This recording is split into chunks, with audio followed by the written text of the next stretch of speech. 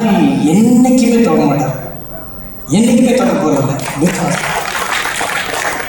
ஏன் சொல்லிடுறேன், ஏன்னா நம்ம தெரிஞ்ச வாழ்க்கையை தான், கேட்ட வாழ்க்கையை படித்ததை வச்சு தான் நம்ம படம் பண்ணுறோம். ஆனால் மாறி இது வரைக்கும் சொன்ன கதையும் சரி, இந்த கதையும் சரி, அவருடைய வாழ்க்கை பெரும்பாலும் அவருடைய வாழ்க்கை. அதை வந்து மாறியவருடைய பரியன் பெருமாள், கர்ணன், மாமன்னன் இதை பார்த்ததுனால மட்டுமே இல்லை, அவருடைய தாமிரபரணியில் கொல்லப்படாதவர்கள், மறக்கவே நினைக்கிறேன், இப்போ சம்படியாட்டம், இந்த மூணுமே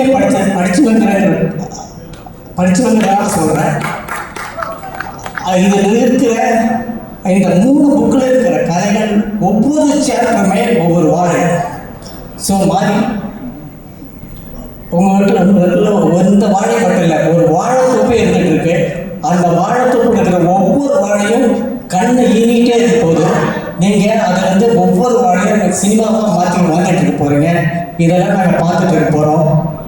தமிழ் சினிமா, இந்திய சினிமா ஒரு பெரிய உலக சினிமா நோக்கி போயிட்டு இருக்கு.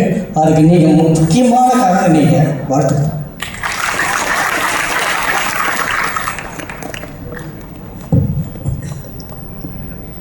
அடுத்ததாக ஹிட் லிஸ்ட்ல என்னைக்குமே இவரோட பெயர் இருக்கும். அன்று முதல் இன்று வரை போர்த்தொழில் அதுக்கு ஒரு மிகப்பெரிய உதாரணம்.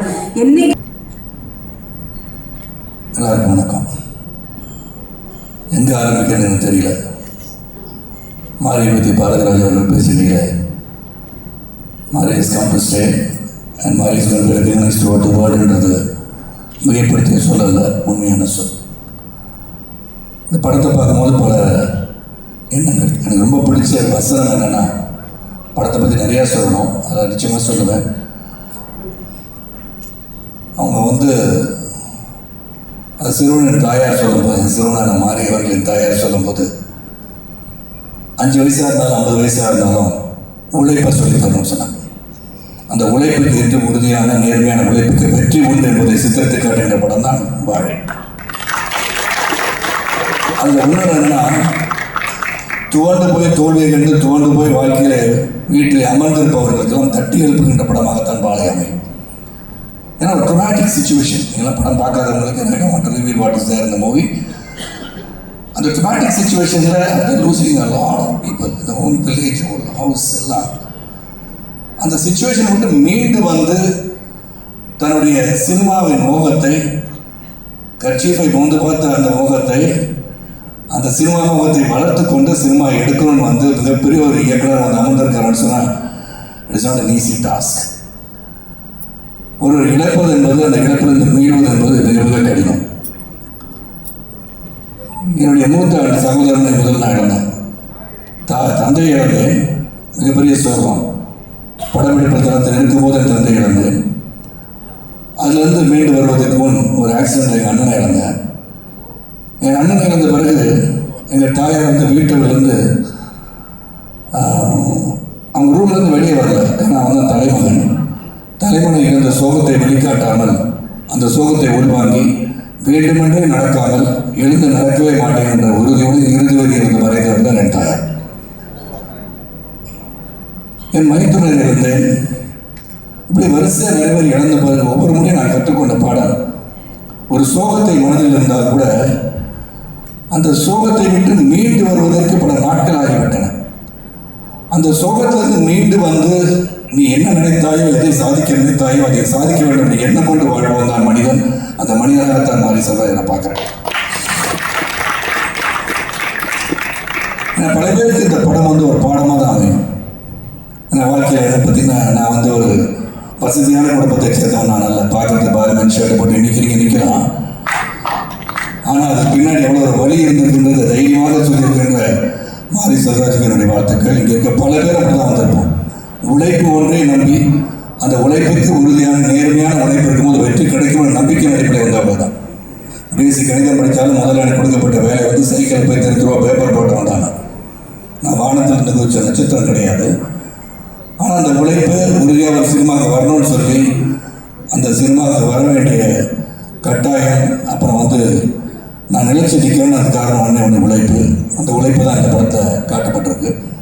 இதில் நடித்த 2 சிறுவர்கள் இதை பல stages of his life as பயோபிக்னு சொல்லும்போது thanks to Hotstar for taking this subject and bringing it to life and reality. ஏன்னா ஒவ்வொரு பருவத்தை வந்து நான் வந்து மாறிட்டு வந்து படம் பார்த்து வந்தேன்னு சொன்னேன். எல்லாருக்கும் என்னை உட்பட பள்ளிக்கூடத்தில் வந்து படிக்கும் போது 8ஆம் கிளாஸில் ஒரு டீச்சரை லவ் பண்ணவும் நானா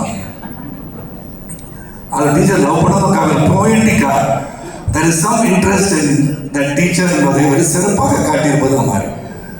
ஏன்னா அந்த கட்சியை கொண்டு போயிட்டு அப்புறம் உண்மைகளை உணர்த்த வேண்டும் என்று சொல்லி நான் உங்கள்கிட்ட நான் எடுத்தது உங்கள் கட்சி தான் சொல்லி திரும்பி இப்போ கொடுக்கும்போது அவங்க அதை கொடுத்தவங்க அந்த சிறுவனின் முகத்தில் இருக்கிற மகிழ்ச்சியை பார்க்கும்போது இதெல்லாம் வந்து nuances of happiness during school days இதெல்லாம் வந்து ரொம்ப சிறப்பாக காமிச்சிருக்காரு.